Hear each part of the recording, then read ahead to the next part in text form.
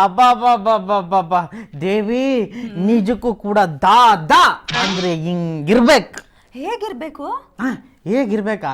ಅಯ್ಯೋ ದೇವಿ, ನಿಜಕ್ಕೂ ಅಂಡರ್ ವರ್ಲ್ಡ್ಗೆ ದಾದ ಅಂದ್ರೆ ಆ ತರ ಇರ್ಬೇಕು ದೇವಿ. ದಾದಾನ? ಯಾವ ದಾದಾ ಬಗ್ಗೆ ಮಾತಾಡ್ತಿದ್ಯಾ? ನಮ್ಮ ಕ್ರಿಕೆಟ್ ಫೀಲ್ಡ್ ಅಲ್ಲಿ ಇದಾರಲ್ಲ ದಾದಾ, ಸೌರವ್ ಗಂಗೂಲಿ. ಅವ್ರೇನ್ ಅಂಡರ್ ವರ್ಲ್ಡ್ ಅಲ್ಲಿ ಲ್ಯಾಂಗ್ ಹಿಡ್ಕೊಂಡು ಓಡಾಡ್ತಾರೆ, ಕ್ರಿಕೆಟ್ ಗ್ರೌಂಡಲ್ಲಿ ಬ್ಯಾಟ್ ಹಿಡ್ಕೊಂಡು ಓಡಾಡೋದು. ನಾನು ಯಾರ ಬಗ್ಗೆ ಮಾತಾಡ್ತಾ ಇರೋನು ಇನ್ನ ಗೊತ್ತಾಗ್ಲಿಲ್ವಲ್ಲ ನಿಂಗೆ? ಅದೇ ನಾನು ಮಾತಾಡ್ತಾ ಇರೋದು ಒನ್ ಅಂಡ್ ಓನ್ಲಿ ಕರ್ನಾಟಕದ ನಮ್ಮ ದಾದಾ ಅಲಿಯಾಸ್ ಜಗ್ಗು ದಾದಾ.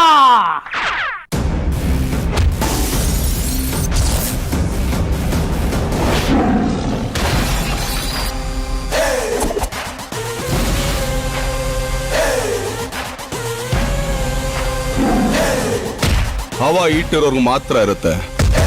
ಉಸಿರು ನಿಂತ ಮೇಲೂ ಹೆಸರಿರ್ಬೇಕು ಅಂತಂದ್ರೆ ತಂಬೇಕಲೈ. ದೇವಿ, ನಿಜಕ್ಕೂ ಕೂಡ ಆ ಒಂದು ಅಬ್ಬರನ್ನ ನೋಡಬೇಕು ಅಂತಂದ್ರೆ, ಥಿಯೇಟ್ರ್ ಮುಂದೆ ಜನ ಸಾಗರನ ನೋಡಬೇಕು ಅಂತಂದ್ರೆ ದರ್ಶನ್ ಸಿನಿಮಾಗಳು ರಿಲೀಸ್ ಆಗಬೇಕು ದೇವಿ. ಅಬ್ಬಬ್ಬಬ್ಬಬ್ಬ, ಏನು ಜನ!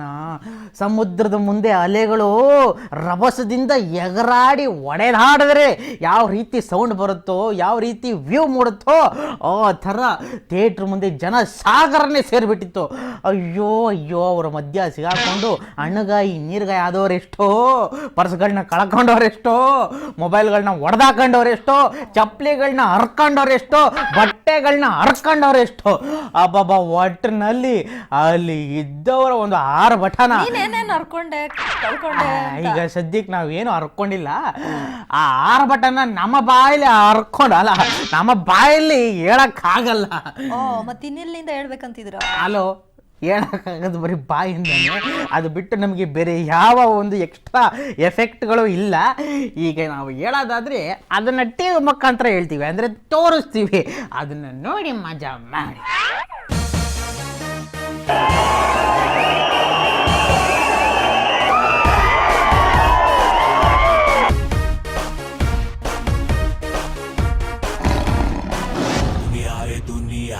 जग्गू दुनिया रे दुनिया, दादा दुनिया रे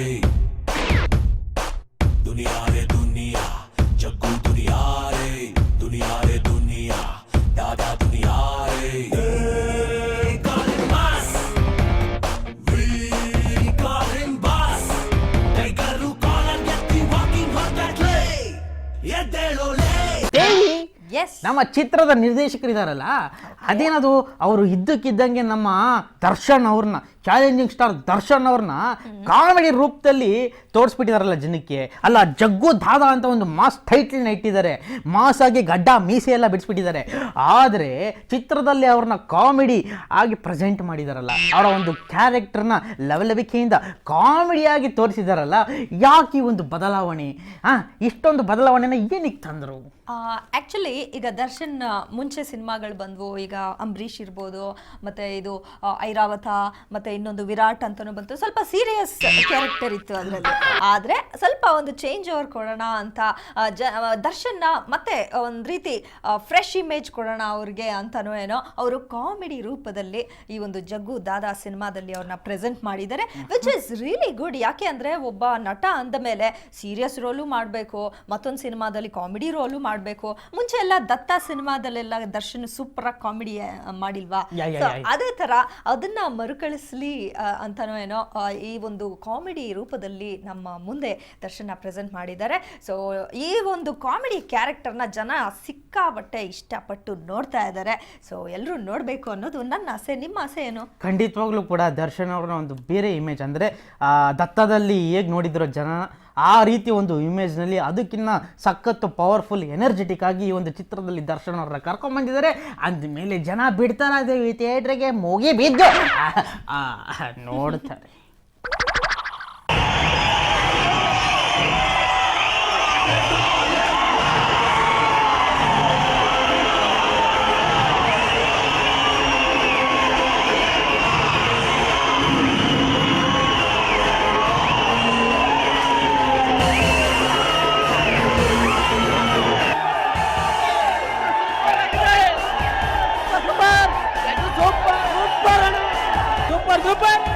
super.